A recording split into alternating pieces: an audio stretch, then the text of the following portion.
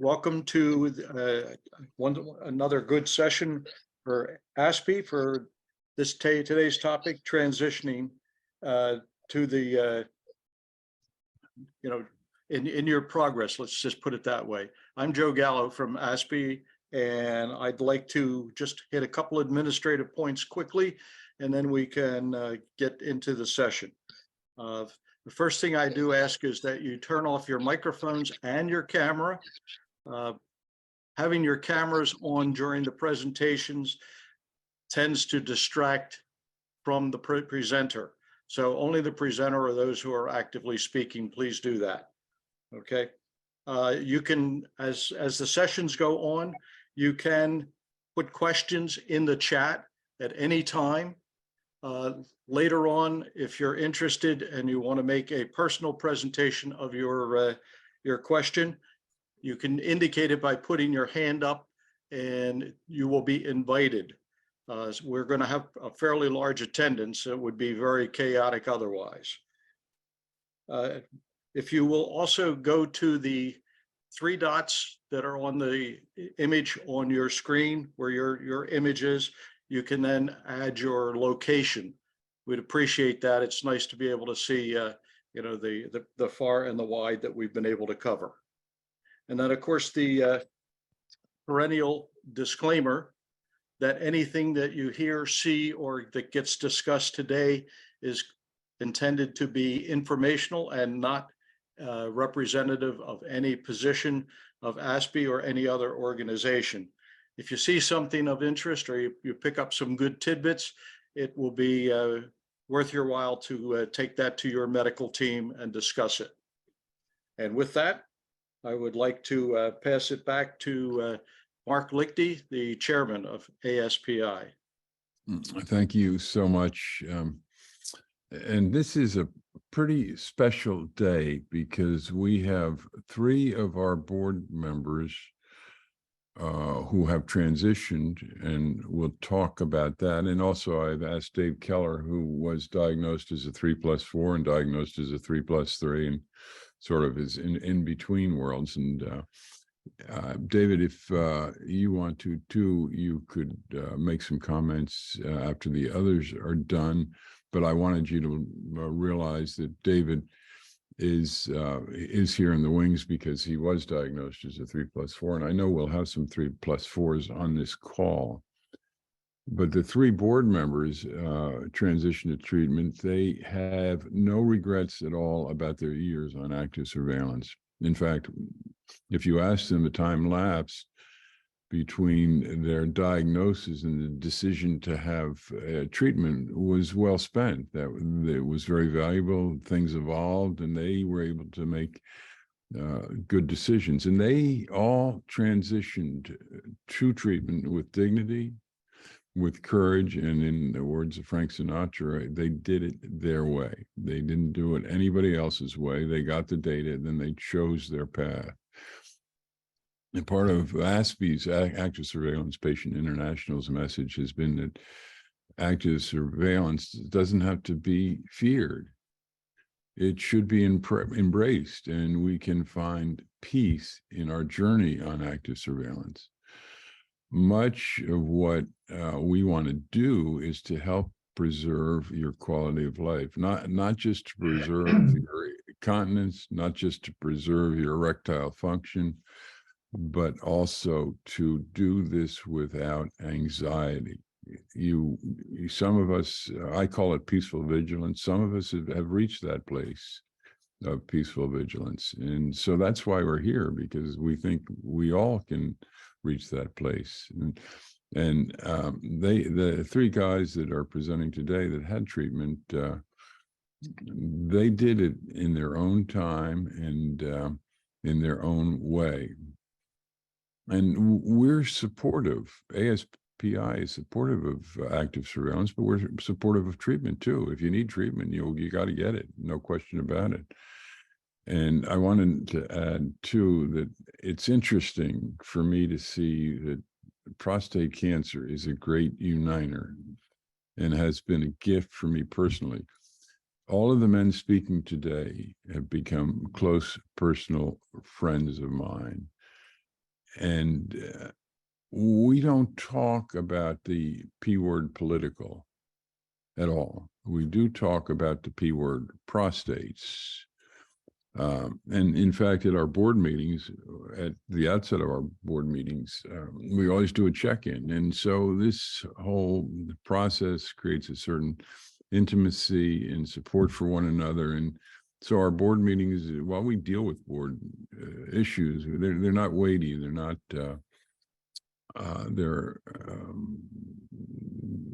there's a real sense of support that we've been able to create amongst this. And I was talking earlier, some of you missed it, but I was talking earlier about our desire to create a support group that is a standing support group. And I'm probably going to come back to that at the end after we get going on this. I guess, all right, before I forget this, I wanted to mention that we have nominations. We were seeking nominations for the Shodak Award. You might recall that last year we gave the Shodak Award to Dr. Klotz. And so this year we're going to do one for a doctor, but we also want to have a second one for a patient as well. So if you have any last minute nominations, please send them in. And also I wanted to make a pitch for volunteers. We're a really, really lean organization. We it's all volunteer. We redefine leanness. So if any of you have the web skill, we have all these capabilities. You wouldn't be thrown into an abyss just on your own. We could use web capabilities. We could use social media. We can use a lot of things. So don't hesitate to get in touch with us. And so, by the way, if you do have questions, just make them laser-like. Sometimes I've seen situations where people want to explain their whole history, and we don't. That's not fair to all the other people on the call. So in any event, with that, Throne, I think we had suggested that you go first. So Throne Torvaldsson is our Icelandic board member. He's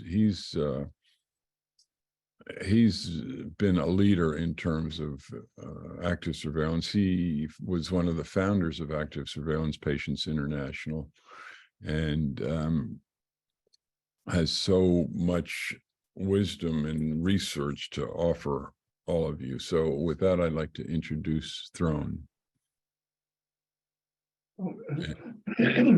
Thank you, Mark. You're It's an welcome. honor to be allowed to speak to you. I hope you understand my English. I speak with a very strong, I speak very strong Viking accent. Icelandic is one of the oldest languages in the world, and we speak like the Vikings did 1100 years ago. So I hope that you were able to understand what I will be saying. It is an honor to sit here, and it's a very strange feeling sitting here close by the Arctic Circle and speaking to all of you. But I wrote my presentation in order to be able to concentrate it more.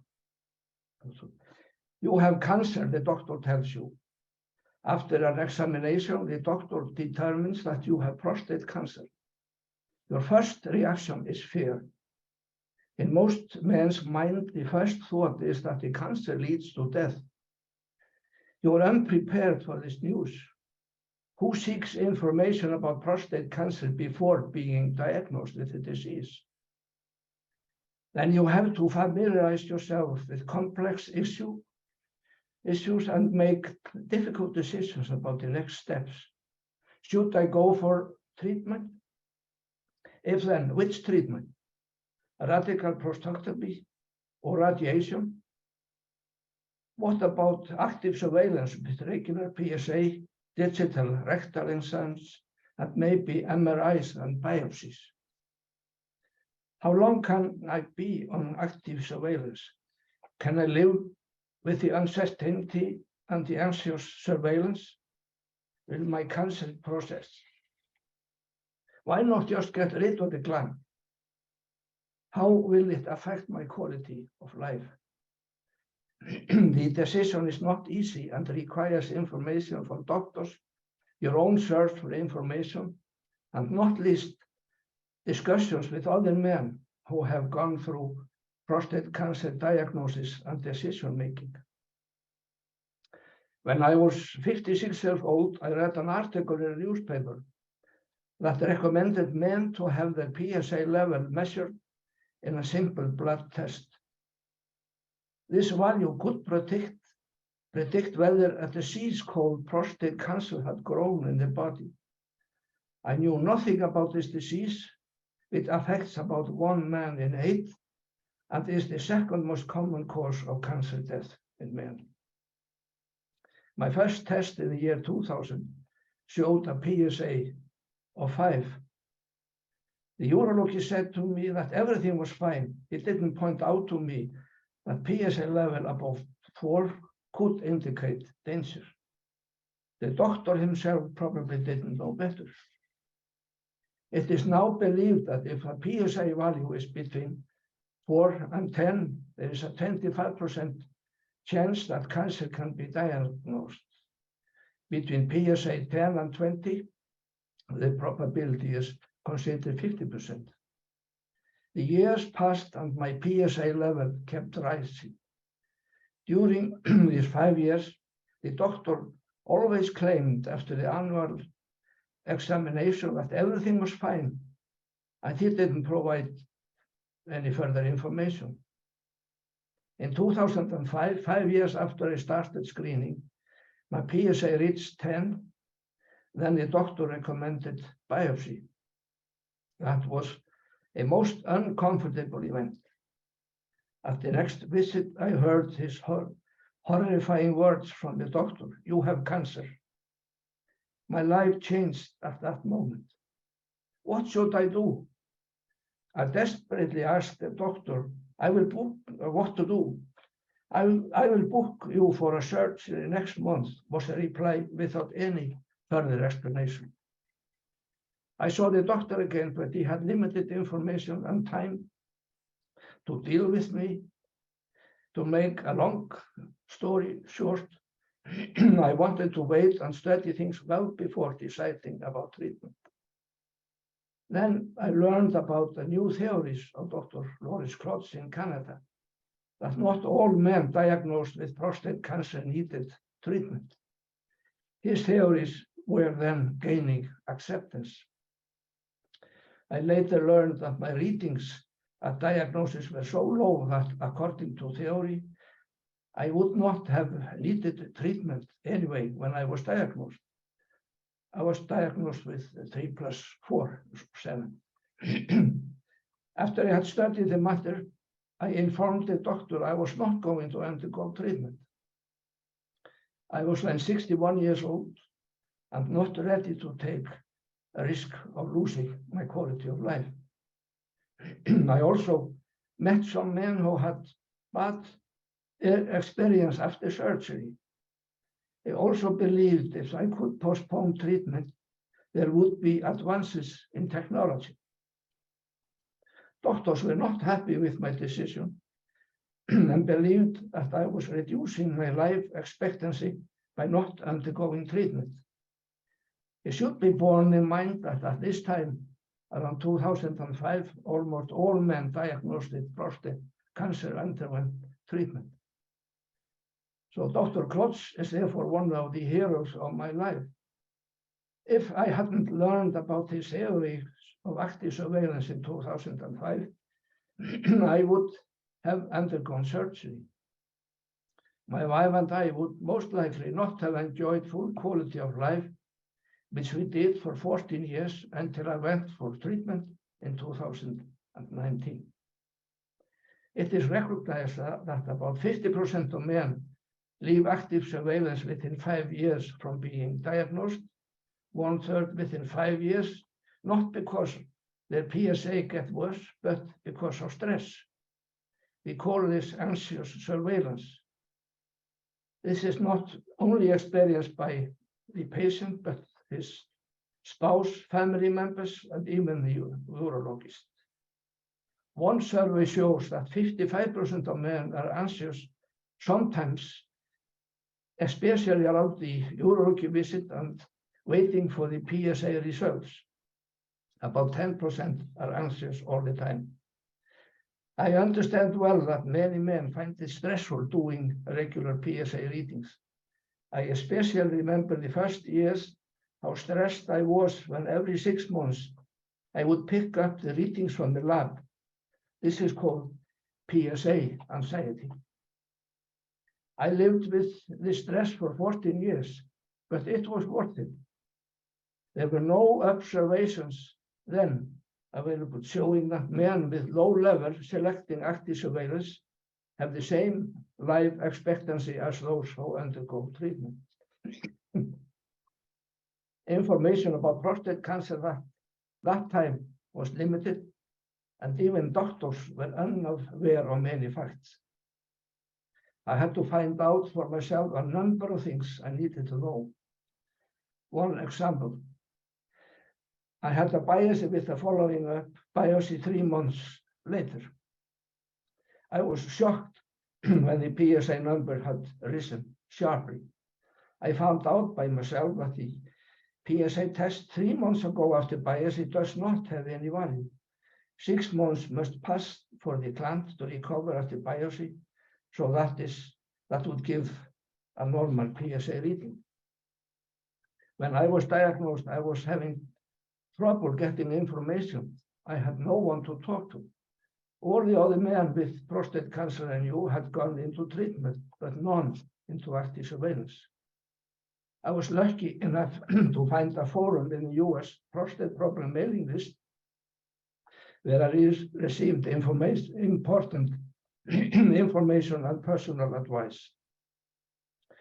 I looked for further information and had a good help of my friend who is a doctor and pathologist to understand scientific articles. The year passed. The PSA fluctuated up and down. And Bill, could you please put in my PSA history for 20 years? I could write a book about this history, but I am showing this, as you can see in the first, when they went up from 10 to 16.5, and the doctor said, now you're becoming to dangerous level because the cancer has progressed.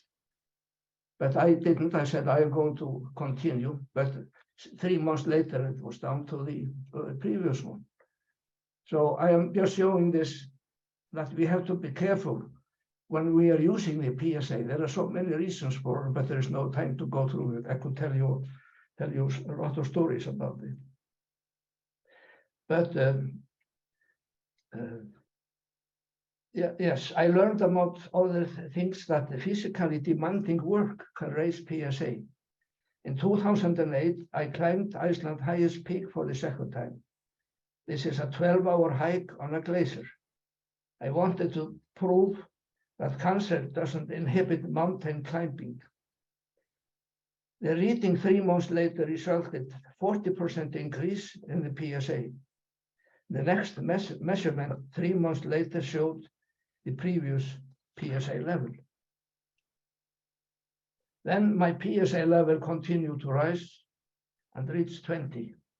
I had an MRI test 2019 and subsequently received a second opinion from Dr. Vogel at the University Hospital in Frankfurt.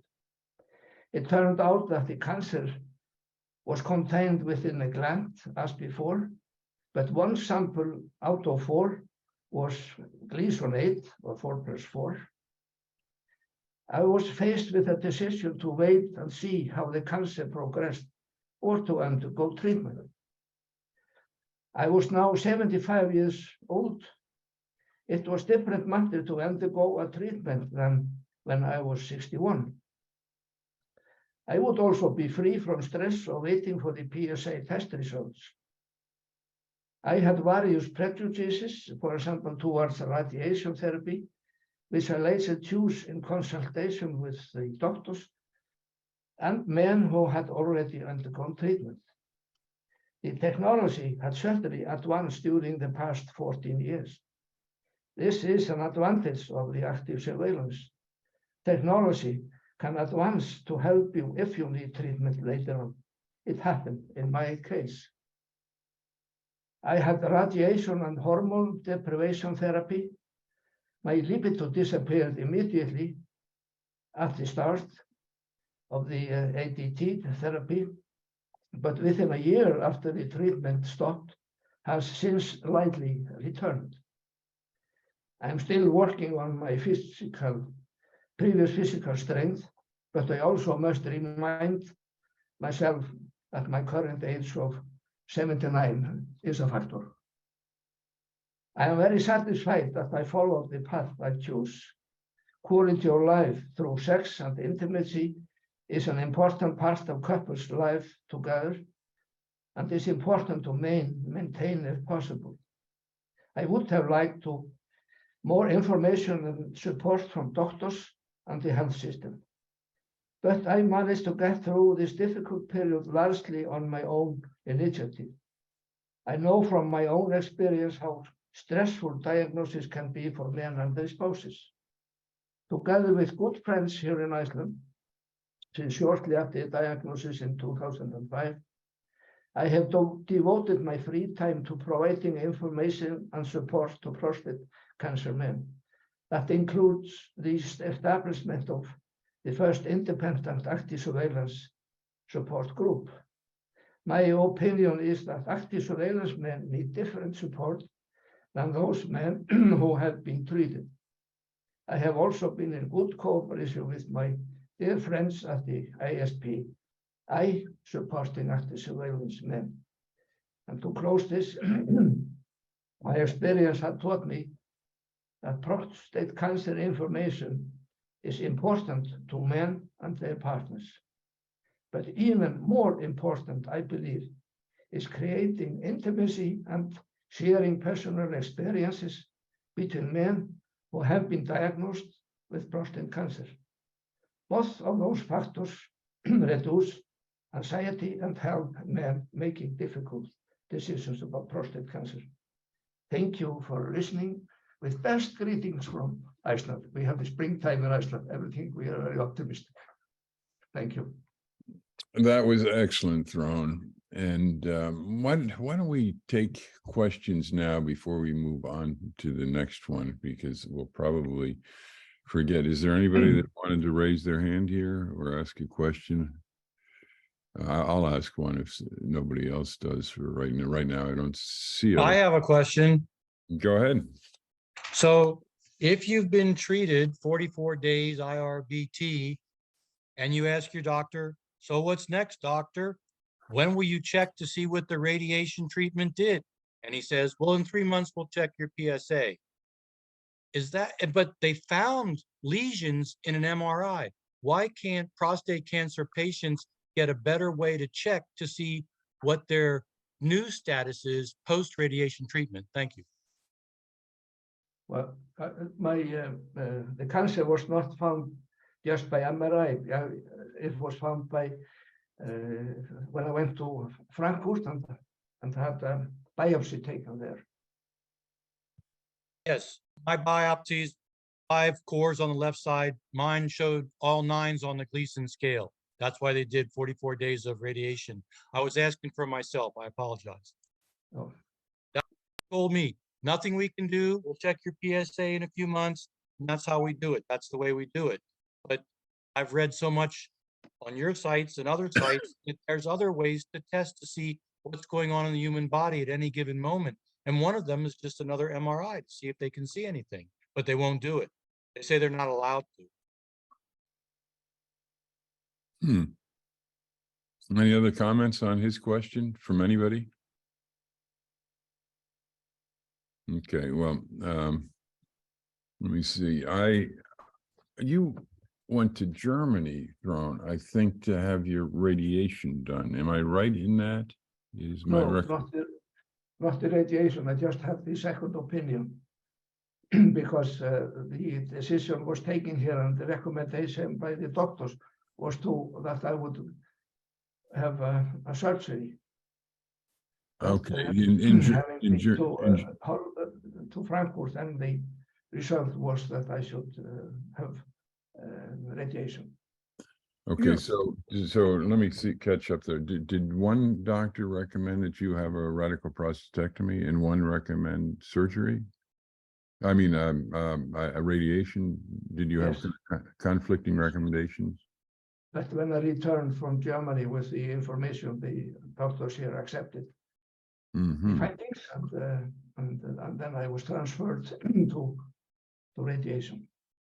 So had you not gone to Germany, you might have ended up with a radical prostatectomy? Yes, I would have gone into surgery. You know, Okay. Mark, since you're doing it a little bit different here, there are a couple of questions that have popped up. We'll and take them. Yeah, go ahead. Throne and maybe Joe and maybe Govinda can address this as well. Let's see, it was Chris Busby from Ottawa was asking what sort of radiation technique did Throne have? And did you have any side effects? And, it should be pointed out, maybe Joe can explain this. I mean, there's multiple types of radiation treatments. And something else I'd like to point out is since 2014, the American Urological Association has been monitoring what men are choosing to do. And back in 2014, surgery, radiation, and active surveillance were each at about the same level, about 20% of eligible men with low-risk disease. These days, and realize this is men with Gleason 6, these days, well, as of 2021, 60% of this population opt for active surveillance. And back in 2014, surgery was a much more popular choice. It's declined down to 15% in the United States. And radiation is number 2 after active surveillance. So, but that's a long way of asking Throne, what kind of radiation did you have and why did you do it? Yeah, then I'm a lack of the English. This I just I had the radiation, which is I believe it's called direct. I just went into an equipment and got the beams into my prostate. I don't know what you call it in English. Well, there's a couple of different options there. I think there's a higher intensity. I'm no expert on this. Joe, you had radiation, right? That's correct. I Maybe did. you can help us sort out what the options are. And, it used to be seeds were really popular, but maybe you can make Yeah, that. there's several different versions of it. And the seeds that you're referring to is brachytherapy. And brachy has 2 versions, okay? What they call a low rate and a high rate brachy. The low rate is where they actually physically insert seeds in the prostate. The high density, high HDR brachy is where they insert what they call temporary seeds, because what they're doing is they put rods in and directly apply the radiation. So those are the 2 forms of brachytherapy. The other forms are several different forms of external beam. We don't really want to get too much into that, everything from photon and proton therapy. Those come in from the outside. And then there is a new one called SBRT, stereotactic, which is higher intense beams of external that are applied.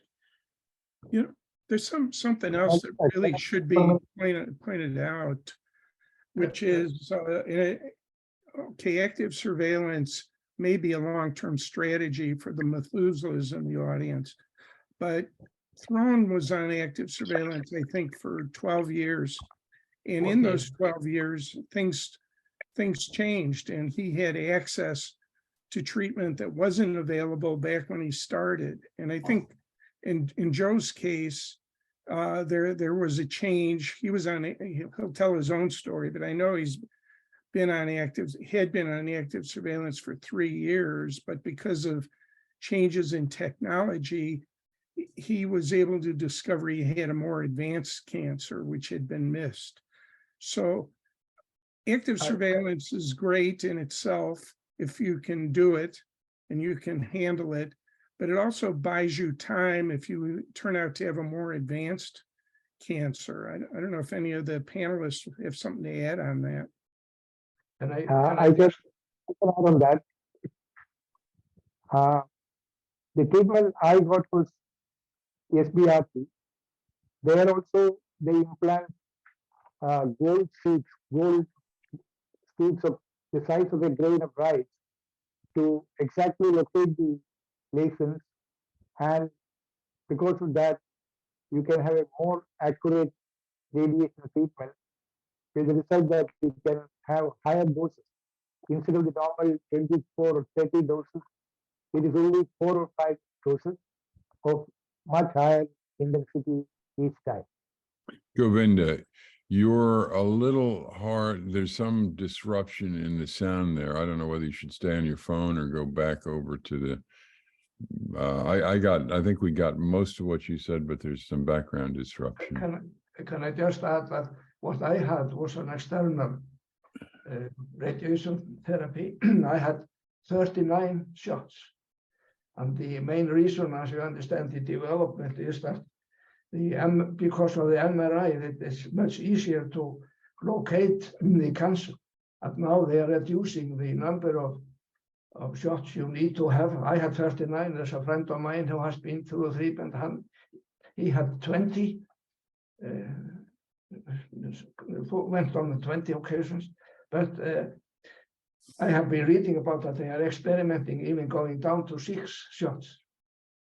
So this is great advantage, but I had 39 times every day, 5 days a week.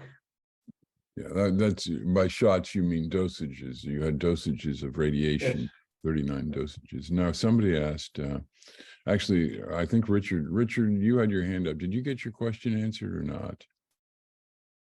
Unmute yourself, Richard, if you didn't get it answered. Hello.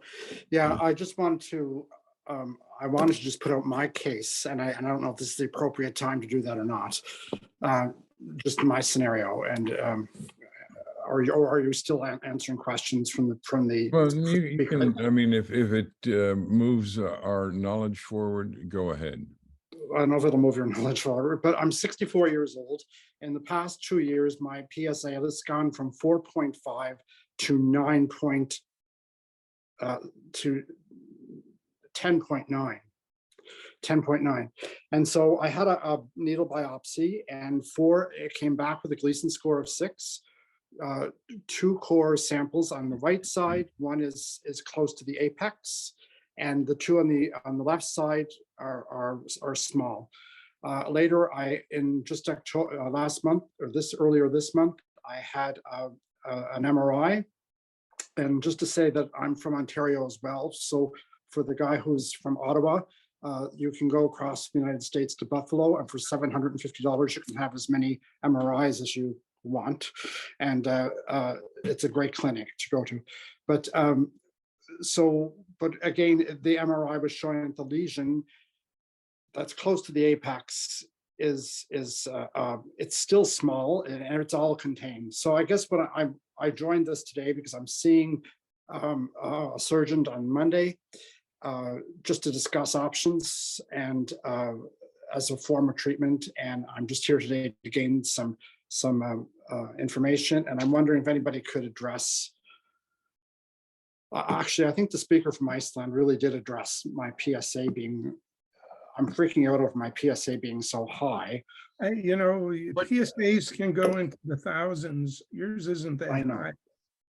Yeah, well, and the other thing, Richard, about PSAs, I don't even know why the urologists still talk about it. The PSA is pretty much meaningless. You need to have your density. Did your doctor talk to you about your density at all? I'm writing this down. No, he did not. All right, well, you just take your PSA over the size of your prostate and you'll find, I'm sure you'll find the size of your Oh, prostate in. Yeah, in yes, the prostate is normal in size. Oh, It's well, slightly then, enlarged, but not, Okay. yeah, it's You know, not enlarged. Might I suggest that we be careful that we don't get into too much of this detail, and we can do that after the presentations are over as Yes. well. Well, that sounds reasonable, Joe. Why don't we go But, ahead? you know, there's a couple, you know, I think we ought to give Charles Metzger a moment in the sun. He's a retired urologist. I think Oh, you're okay. retired, right? And he's very much involved with the another really good group, the prostate, the Prostate Forum of Orange County, California. So Charles, do you have something to add about radiation? Well, thank you. Good morning. It's Morning. really cold and wet here in Southern California. Totally unusual. Yes, it's blizzard warnings, and all of our Speedos have fur linings today, so it's how cold it is. It's just been interesting to hear about some of the information. I just wanted to add that the new generation of radiation, which is the MRI guided SBRT, is really adding another dimension to this whole business. It's so much more precise. Dr. Kisham at UCLA just reported a direct head-to-head competition with the CT guided and with the regular IMRT, and there's just no question that this MRI guided is precise. It's doing a much better job. They're going to show, I'm sure, when they get the data together, much less bowel injury and much less erectile dysfunction. So I think anyone that has access to that kind of radiation treatment and is in the part of their journey that they need radiation, that this is really going to be a game changer for those that are near that kind of a center. There aren't that many of them yet, but I know they just installed one here in Orange County, so I know we have 2 of them here in Los Angeles. I think that is something that is really going to change. For a long time, we thought that IMRT was going to be a thing of the past, but yet some of the studies show that it is still very, very valuable with the new software techniques. So I wouldn't give up on just plain old IMRT either. Could you spell out what the acronym, what that acronym represents? IMRT. Well, IMRT is the traditional radiation that you take 40 treatments several times a week, and it's I believe it's a photon based. It's been around for quite a while. It was an improvement over the older stuff, and each time there's a new generation come out, it's obviously an improvement. The SBRT is hypofractionated. It's higher dose, fewer treatments. And as Dr. Kisham's recent study showed, fewer side effects, almost really the same level of side effects as the placebo groups that they used to do placebo studies on. They're not doing that anymore, but there's a certain number of people that react to, obviously, the placebo treatments. So this is to me, this is the biggest advance I've seen in treatment of the prostate cancer, if and when it gets to that point. We're still seeing a tremendous resistance to active surveillance in this area of Orange County. And I think that lesson still needs to be taught. It needs to be learned, let alone trying to do transperineal versus transrectal and all that. Your last fellow just said he had his MRI after his biopsy. Well, what's that all about? Yeah, exactly. That's not It's standard. backwards. That Yeah. is absolutely so backwards. He should be, Yeah. his doctor Yeah. should be ashamed of himself. Well, we call that ass backwards. No. But No. Mark, maybe you need to get us back on track here. Well, and let me just make an observation that it's interesting over the past 18 years to observe how the therapies have changed. So back when I was first diagnosed, it was all about radical prostatectomies. Now, the percentage of radical prostatectomies has gone down drastically. Active surveillance has gone up incredibly. Radiation has gone down less than radical prostatectomies. So it's the point about that is get on active surveillance if you can, because these technologies are changing at breakneck speed.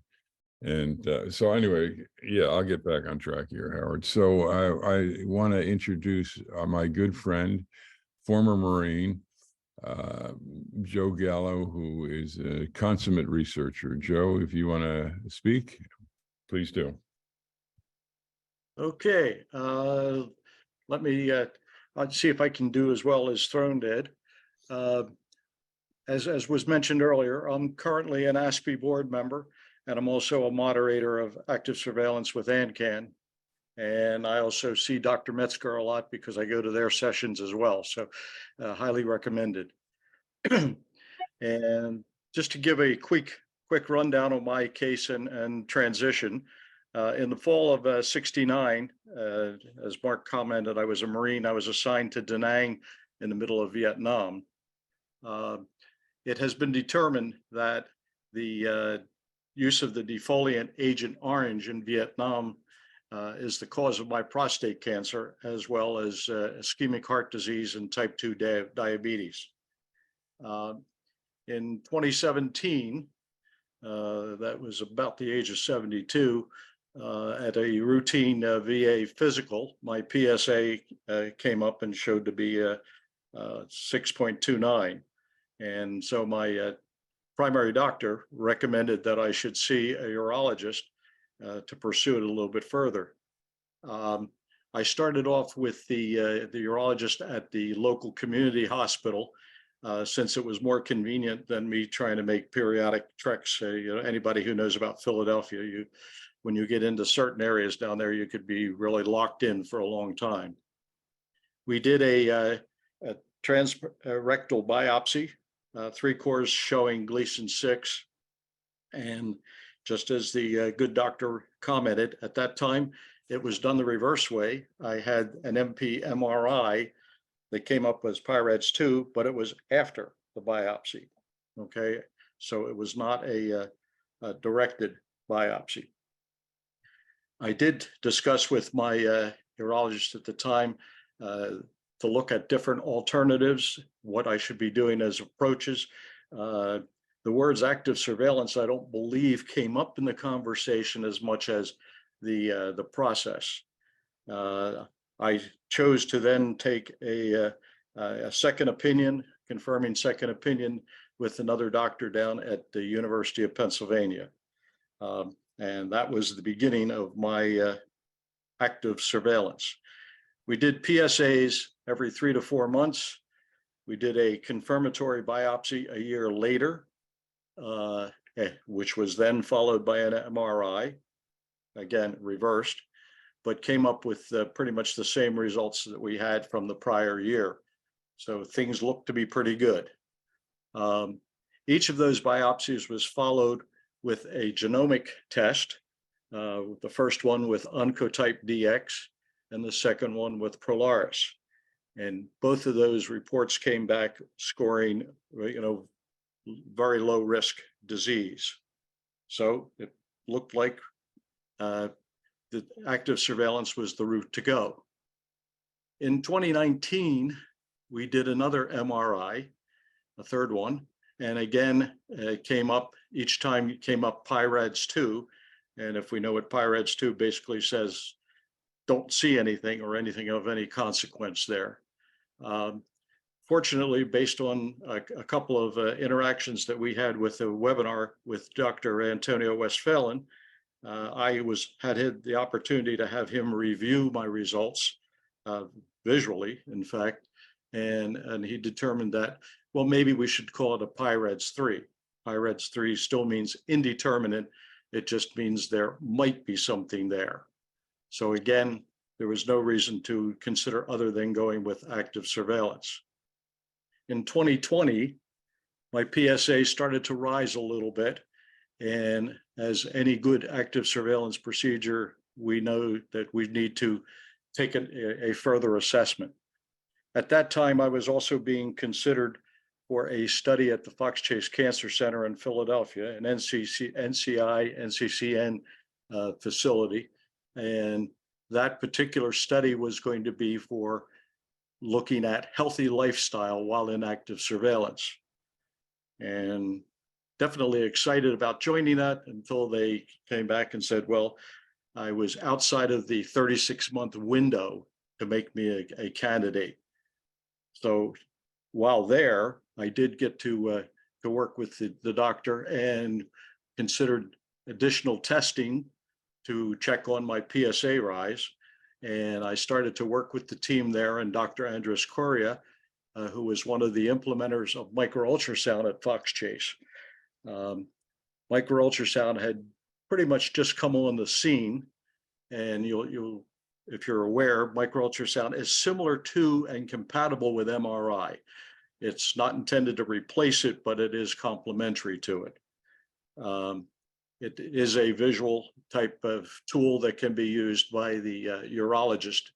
And when I considered using the MRI, we went forward, and with the procedure, discovered that there was a lesion that was actually hiding there that wasn't found on any of the primary preferred procedures that I had on the way. I can tell you that that procedure, the microultrasound, is quite tolerable, very effective, and for the most part can be done in a procedure room with local anesthetic. Some hospitals do perform it under general anesthesia in the OR. That typically happens when they're beginning to learn how to use that procedure. The one nice thing that I found with the microultrasound is that I could, with the doctor, at the same time that he was performing it, and with a playback, I was actually able to see the visual on the screen, so that I could actually see where the lesion was. We went from there to getting a liquid biomarker urine test, select MDX, to help determine where we're going to go. That particular process helps you determine if you are a probable Gleason 7 or higher. Okay. With that information, as well as what we had from the microultrasound, we did a targeted transperineal biopsy using the microultrasound to target. Unfortunately, it worked real well. I say unfortunately because the results came back with several cores of 4 + 4 = 8. And following best practice, we sent the slides to Dr. Jonathan Epstein down at Johns Hopkins for a second opinion. And as we all know, he's sort of the guru throughout as far as I'm concerned, a global guru. And he did his great job and came back and said, no, you're not a 4 + 4, you're a 4 + 5. So now I am a very high risk Gleason 9. In May of 2021, I was also given the opportunity to participate in a PSMA PET trial at the VA and UCLA, where it was determined that I could read you the results, but essentially the test is very much more sensitive and extremely much more accurate than the current standard of care bone scan and CT scan. It provides a lot more detail that the doctor can be used to determine whether or not the state of the disease and whether or not there's any metastasis. Okay. Personal opinion, I think the PSMA PET will likely become part of the evolving standard of care. When I got the results of all of these, obviously it meant it was treatment time. And that's what I needed to make the transition. We looked at the alternatives, and although surgery was one of the options, I met with the radiation oncologist at Fox Chase, and we looked at the alternatives and ended up coming up with a short course of external beam IMRT radiation with the HDR brachy that we just talked about. Okay, somebody decided to join in with me. The brachy is given as a one-time boost, as they call it, the temporary seeds. Again, that's catheters are placed in the prostate and the radiation is given direct. That, in my case, then was also combined with a period of ADT, androgen deprivation therapy, the hormone therapy that deprives the cancer of testosterone, so that, you know, the idea is to at least immobilize, if not maybe get rid of it. That monitoring took place for a period, or the ADT commenced for a period of a year. The anticipation was that it might have been longer than a year, but given that I had a good result out of the PSMA PET, we decided that it was a good opportunity to take a break, which I did this past June. Right. Some of the things that were already mentioned a little bit earlier, and I'd like to reiterate, is that active surveillance is perfect tool for cancers that are diagnosed and remain low or very low risk, avoiding or at least deferring the not only surgery and radiation, but the side effects that come along with that. Okay. Technology is evolving so rapidly that things are changing.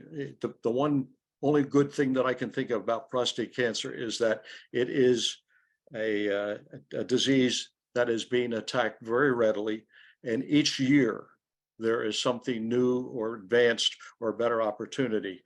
So even if you're on active surveillance and you like in my case, discover that there was something hiding there that wasn't showing up on any of the periodic tests, that it's still something that can be attacked.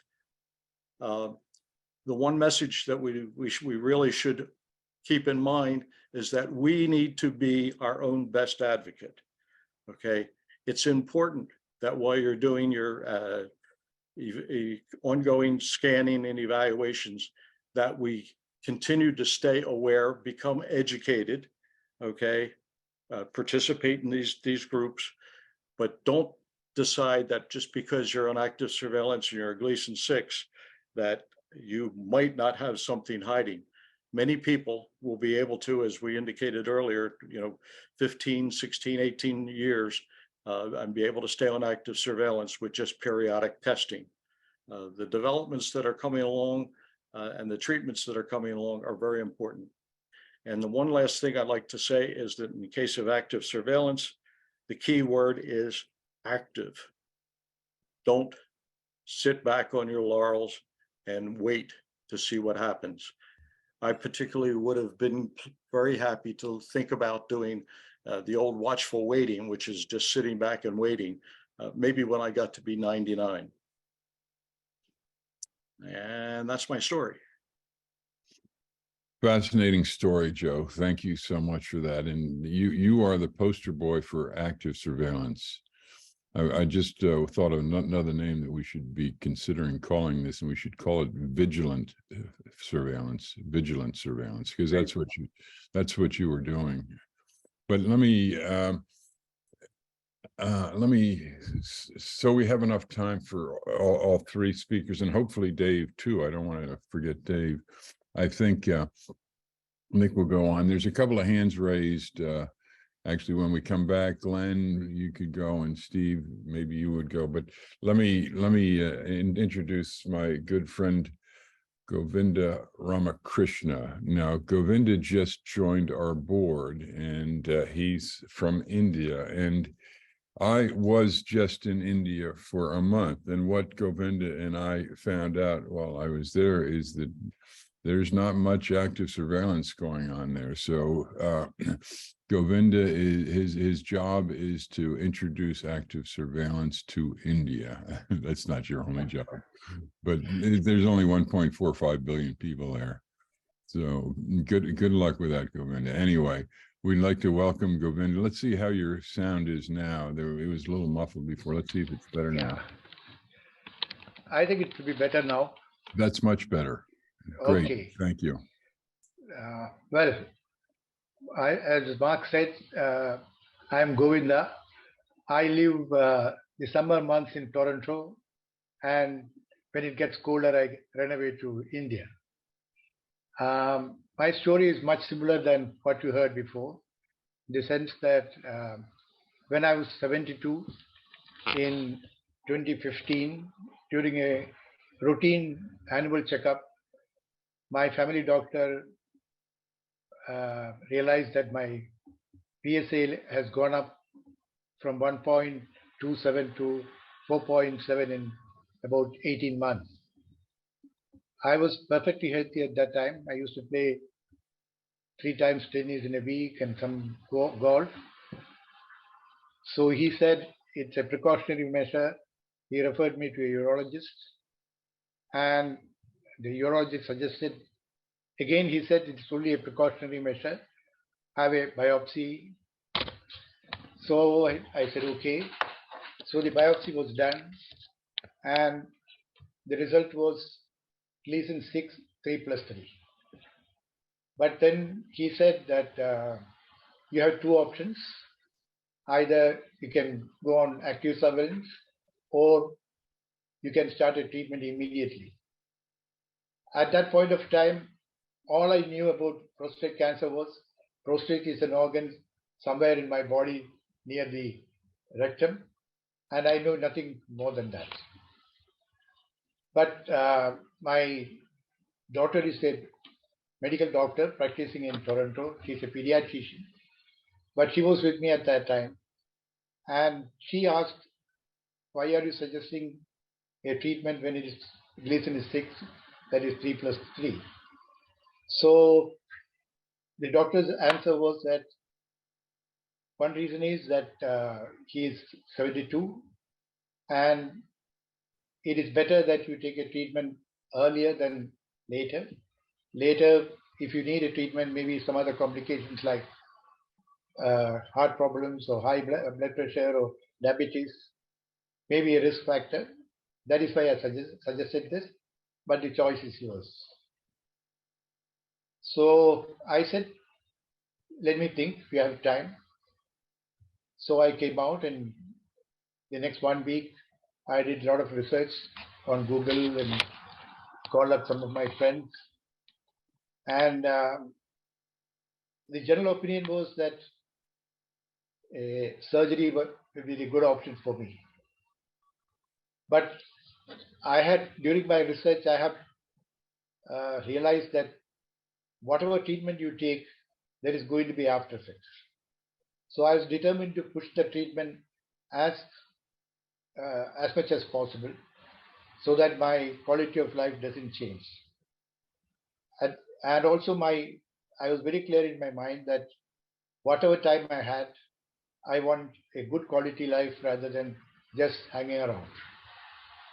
So after about a week, I went back to the doctor and told him that I prefer to go for active surveillance and I won't take a treatment now.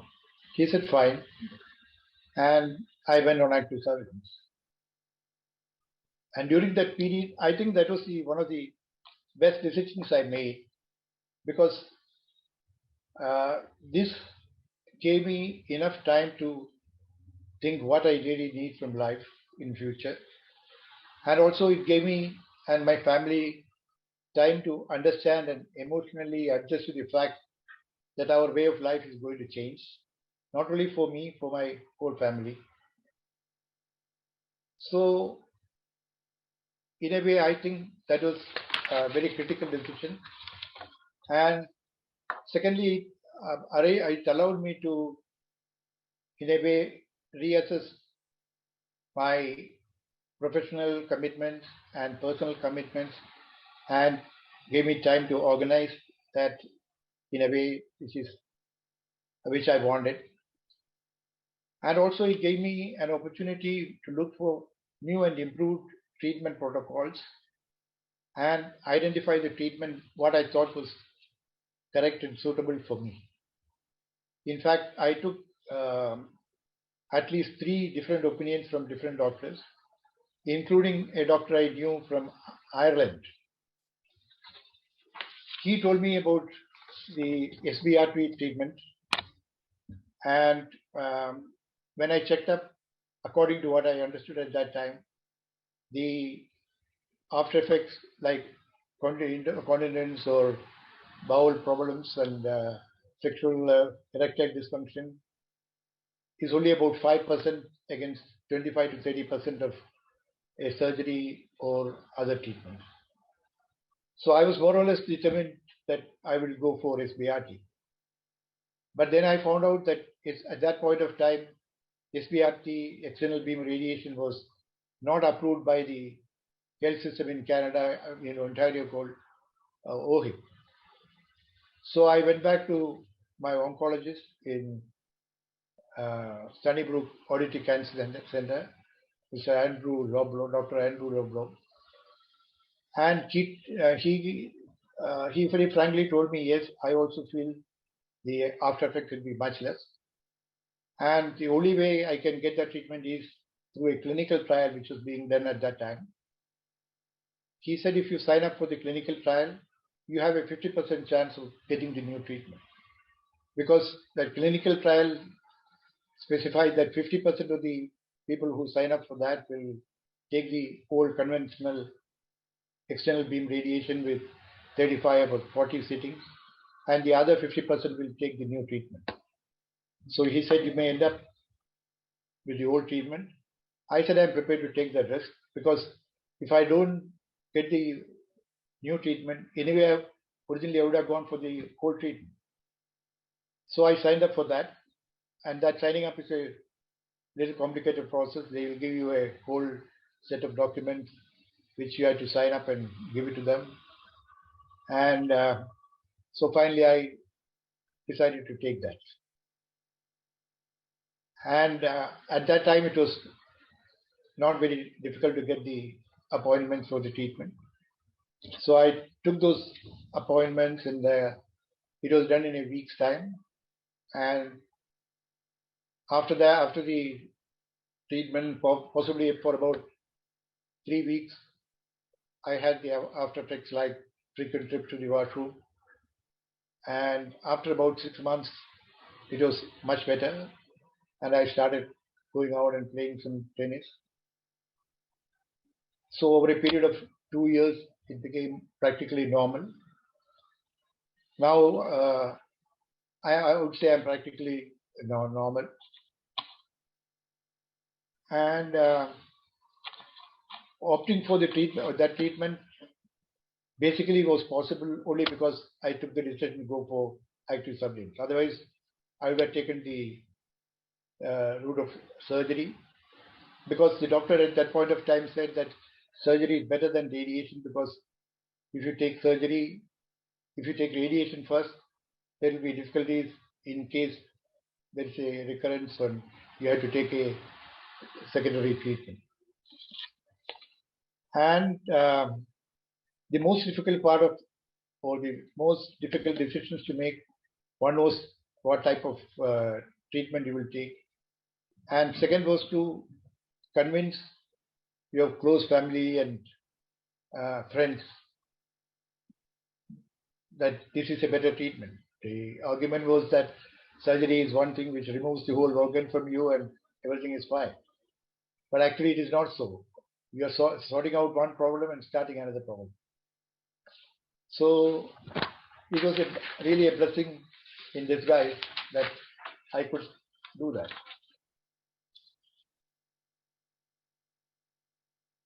And overall, I have no regrets for the decisions I took. And I would say that the more time you get, your options gets better, and your quality of life remains the same. And I think that's a very positive aspect of active surveillance. Of course, there is the difficulty of, or rather the anxiety of every time you take a PSA, you are thinking whether what is going to happen. and secondly, you have a doubt saying that this is the correct decision. But I believe that there is nothing called a right or a wrong decision in this matter, because you can only take a decision based on the data and knowledge you have at that point of time. And also depending on your preferences in life, depending on what stage in life you are. My case, I was 72 years old, but in the case of somebody who's 50 years or late 40s, their priorities in life and their responsibilities in life are different. So it is different for each person, and you have to take your time, do your research, and I would say you should be the CEO of your health, because it is your body and your health. As for the doctors are concerned, you are one of the patients. They would like to do the best for you, but ultimately the decision is yours. You have to own the decision and face the consequences. That is the way I look at it. That is my story. It's a rather simple story, but this is my story. Thank you very much. Well, thank you, Govinda, and you've been such a valuable part of our efforts to help men. Much appreciated. There's a question here that I think is interesting for Joe. Are you saying that the micro ultrasound saw a lesion that the MRI missed? Yes. And there's probably, a couple of quick points on that. First off, MRI doesn't necessarily pick up every lesion. A lot of it depends on the size of the lesion, and location. And the one point that I was trying to make in the presentation is that Antonio Westphalen is sort of the guru of MRI, at least in the U.S. And he read 2 of my MRIs, the actual images, and did not see anything other than a possibility of upgrading one of them to a PIRADS 3. So it's possible, and this is purely speculation, but it's possible that that lesion was sitting there and small enough not to be detected and not showing up anywhere else until the time that we happened to do the micro ultrasound. That's the reason that I mentioned you need to stay active. You don't just sit back and assume that everything is just perfect. You don't need to get panicky about it, but don't let it pass you by. So there were a couple of hands raised, but I think they went down. Does Mark. somebody have a, go ahead. Yeah, Mark, I have a question from Pakistan that I got Sure. yesterday, and I don't want to overlook.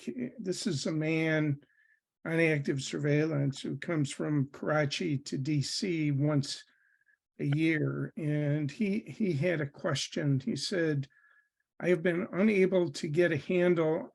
One aspect I have not been able to get a handle on is picking the surgeon or radiologist when and if the time comes for transitioning. If I transition, I want to make sure that the surgeon who operates on me does prostate surgery day in and day out and has an excellent track record in respect to incontinence and impotence. But here I think is the real question for the panelists. Should somebody who's just on active surveillance be shopping ahead, planning ahead for treatment, or should they just live with the diagnosis and when the time comes, start searching? I mean, some of us are big planners, some of us aren't. What do you guys think? I think we should. Can I come in? Yeah, Yeah. which Go ahead, Govinda. Yeah. I think we should use the time to find out more and more about it. What are the new things? What is the side effects? And also get prepared for the eventuality, if it happens by changing your diet, finding more about your diet, your exercise regime, all these things will help you in case you have to go for a intervention. And also, even otherwise, your health will improve, your lifestyle will improve. So it is very important to do research, not only on the treatments, but also on the other aspects of like dieting or exercise. There are, and other thing I would like to emphasize is that today, regarding the anxiety part, it was not like 10 years back or 12 years back. Today, to handle the anxiety of active surveillance, there are recognized protocols, recognized people who will help you to do that. So the situation is much better today. So all this you can do while you are waiting in active surveillance. That is very important, if you ask me. You know, Mark, if I could make a point too, we pointed out that guys like the panelist had an advantage because active surveillance bought them time and new technology advance. But there's another advantage to newbies in active surveillance, and that is it's almost like a second chance for a lot of patients. It's a time when they can you know, take on an exercise program or a meditation program, or you know, they can change their diet. I mean, it's sort of, you know, active surveillance is a second chance for a lot of us to change things. And along those lines, I think Throne specifically was asked, somebody pointed out that he had a very high PSA at one point and he brought it down. And I wonder, I think the question is, are there things that Throne, you or Joe, you or Govinda, you have done to, you know, change your diet or take on an exercise program that you think made a difference? Yes, well, I can refer to that increase to 28. That was because my wife and I, we went to Africa and I had a very bad infection. But there was nothing else, and then just that it returned down. But what I have done when I was diagnosed, I changed my diet. I cut out milk, etc., and red meat, and I have also consumed much more of vegetables or fruits rather. But they ask the question if you should start studying studying treatment. I think that those who are on active surveillance, they shouldn't worry too much about it, but they should just be aware that when the PSA increases and you are getting over 10, like in my case, I didn't start to worry until I was getting close to 20. So it's important to be aware what signs you have to look at. But men should not be worrying at that time. You should just live their life and live comfortably and enjoy life. But this is same in my case as with others. And we were diagnosed, and I was diagnosed in 2005. That changed my life entirely because we started looking at the positive sides. My doctors were not very happy with, as I said earlier, not very happy that I didn't choose treatment. But it changed our life. We start looking for positive things. We start traveling. If I was going to die, and it's better to prepare myself for that, and we enjoyed the life. But I'm still going around after all those years, but not to worry. Just be aware what could be ahead, but not study. Say, Joe, have you started climbing volcanoes, or have you done anything with exercise or diet? I wish I could say that I did more. So it's me and the dog doing a little bit of walking. That's about it. I watch my diet a little bit, but I'm also, you know, trying to stay alert and aware to anything that might come up. Someone else also asked, I see a note in here that wanted to know about why didn't Oncotype and Prolaris effectively show anything in the from their studies. And going back to what I was describing, They were sent after the biopsies that I had, which were at that time were not targeted biopsies, showing, my good old Gleason 6. And so that the sample that was being tested at each of those two locations was nowhere near the one that was the micro ultrasound found. Excuse me. So Yeah, it would have been easy for you, Joe, just to sit back based on that genetic testing and saying, hey, I'm fine. But again, it's your vigilance that carried you through. well, that's what, again, that's very, very true, Mark. And, you are, you're staying on top of things too. Just to point out something that folks don't know, we both use the same urologist. So, you need to make sure that your doc is in sync with you on what you're doing and you're staying on top of it. You don't have to go into full panic mode, but you do need to stay aware. A good commercial, support groups like ASPE, okay. Howard will give you a commercial on your newsletter. Those are the things that you just need to do. You don't have to become obsessed with it, but you do need to stay on top of everything that's happening. And it's also important for you to do, as Govinda pointed out, that the way the technology is evolving, that something that may or may not be addressed today is likely to be addressed tomorrow. The PSMA PET, as an example, 2-3 years ago, it was still being in trials. Okay, as I said, the only good thing about prostate cancer is at least that is constantly evolving, and the new technologies are there. Stay aware of them. You can be like Howard and Mark and others that will be on active surveillance well into the next century. Badge, do I have to live that long? Well, that was my comment. So Joe, it was interesting to hear that the micro ultrasound picked up the lesion that the MRI didn't. So based on that, I would almost tend to opt for a micro ultrasound before an MRI or instead of an MRI. Your thoughts? I would opt for it in conjunction with, as complementary to. There's nothing to say that that particular tool and that particular doc is better than a radiologist. Our doc is not a radiologist. Okay, Korea. Yeah. So, he was able to see it and find it.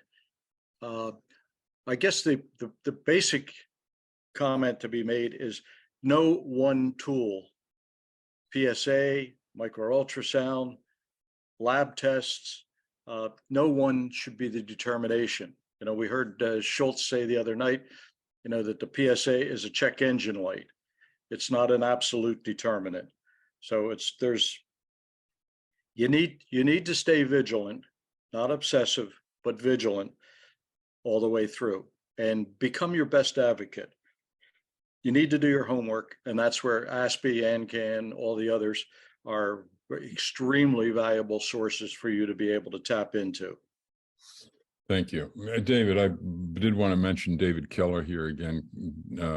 He was diagnosed both as a 3+3 and a 3+4.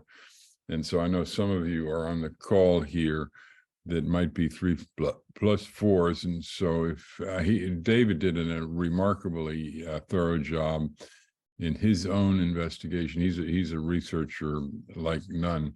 And so if anybody has questions too for Dave, David, well, what time is it? We hardly have time.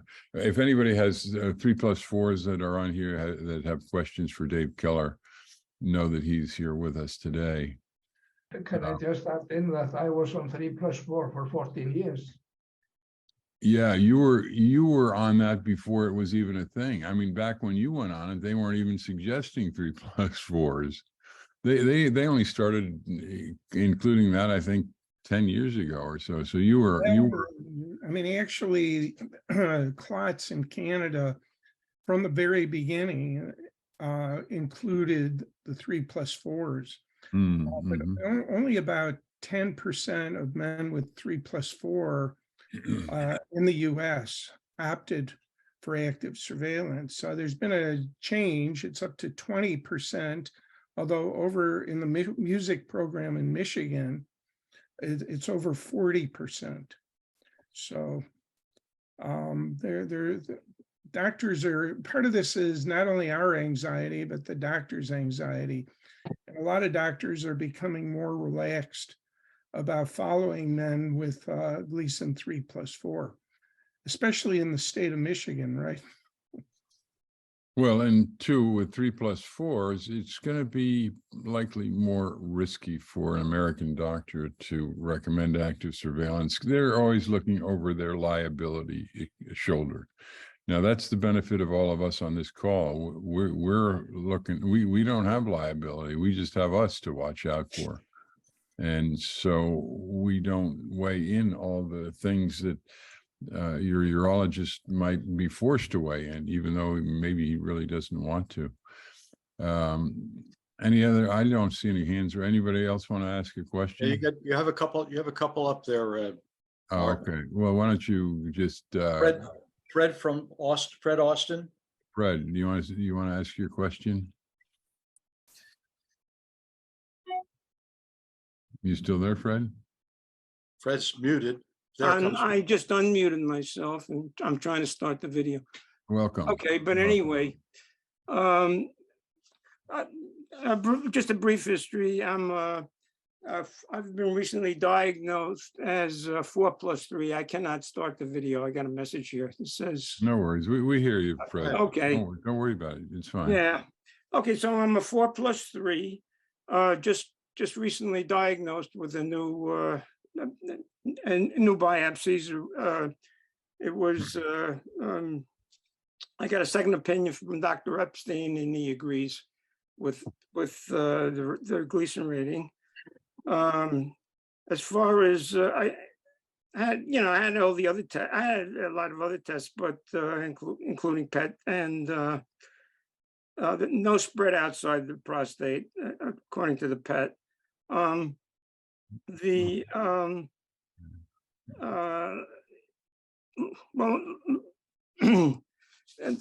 That's basically where I stand. And I try to get into Sloan in New York City, Sloan Memorial Sloan Kettering, and I can't see a doctor there. You have to go through patient coordinators, and I took a lot of time trying to find good doctors. I want to see, the latest is Dr. Michael Zalewski, and first they were telling me at Sloan, the patient coordinators first said that well, you're low risk. Intermediate low risk. It wasn't true when I pointed that out. I'm intermediate high risk. The Decipher verified that from a genomic standpoint. But this has happened. I've been trying to see about 4 or 5 different doctors at Sloan, and I'm getting resistance. I can't get through the patient coordinators.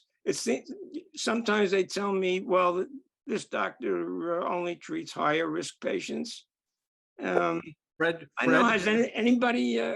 Somebody's going to comment. Fred, Go ahead. I want to I'll make a suggestion for you. Yeah.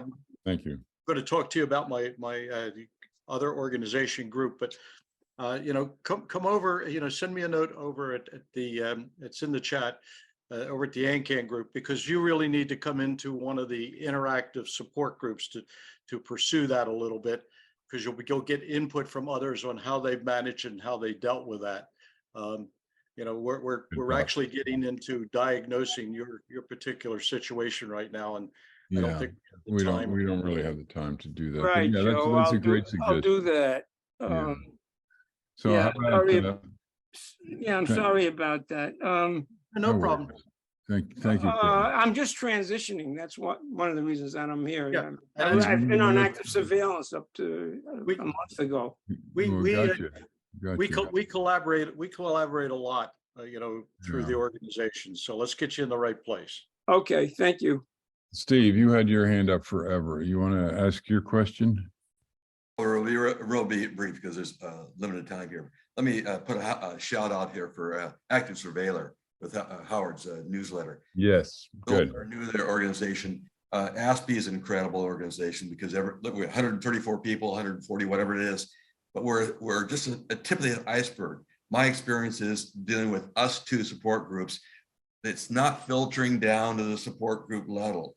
Either it's a issue within the organization itself that they don't want to take on some of the topics that you guys bring up for almost 2 years at this point. I don't know. Point is, us two have got to get the boot out of his ass and get the leaders to share your movement with the individual group. Insurance, Active Surveillors beginning to talk about insurance. Joe, you do a great job of telling your story as everybody else does, but you have the wherewithal in some form, maybe out of your own pocket, to make it happen. What we need to know is what the doctors are saying that are active in this movement about their reimbursement. We need to have some lectures on the insurance companies that are seeing it as you, ASPE, see it. And third, bear with me 1 second. There's one third question here. Well, Steve, I can interject. With that, thanks again. I had in my newsletter, I'm coming out with 2 stories next week having to do with insurance. The ASPE group, the ANCAN group, Prostate Cancer Support Canada, and also the newsletter sponsored a survey that I hope a lot of you participated in. And one of the new bits of information that came out of the survey was about 16% of the men who responded, there were 450 respondents, 16% had some issue with insurance. Typically, it was with term life insurance. Second to that was health insurance. And, personally, well, I'm going to reprint some of the correspondence I had with insurance companies that turned me down because I had a low risk cancer and wasn't treating it. This is for term life insurance, and I'm hoping that some of the rest of you might get in touch with me to share your insurance issues. And so next week I'm going to be doing a few things with that after me and Joe do our bit on Monday, sometime in the middle of next week. And I have actual documents from insurance company just turning me down because I was a Gleason 6. And it's funny, I presented this data to a meeting remotely. I was there remotely. It was a meeting at the American Society for Clinical Oncology. And offsite, there was a meeting discussing some issues having to do with active surveillance. And two points, I think, made the biggest impression there. One of them was the 16% who were having troubles with insurance discrimination. They call that financial toxicity. And the second thing is how many of us are having anxiety issues. And the survey showed that over 50% of us have some sort of anxiety issue, and 10% of us have it all the time. And believe it or not, there is screening recommended for emotional issues for any kind of cancer. But 2 of the organizations that don't touch it are the American Urological Association and the American Society for Radiation Oncology, ASTRO. They don't have guidelines, but all the rest of the groups do, and they say we ought to be screened and helped. And at any rate, Steve, that's all I got. But I heard a lot of discussion in this meeting I was at about insurance. The doctors, for the most part, don't think about it. My doctor, Dr. Egner, back in 2013, when my insurance came up for renewal, he got involved. But, it's tough to change the minds of an insurance adjuster. And next week, I'm going to have an interview with an AS guy who is an insurance adjuster and get his point of view. So enough about insurance. How about Paul?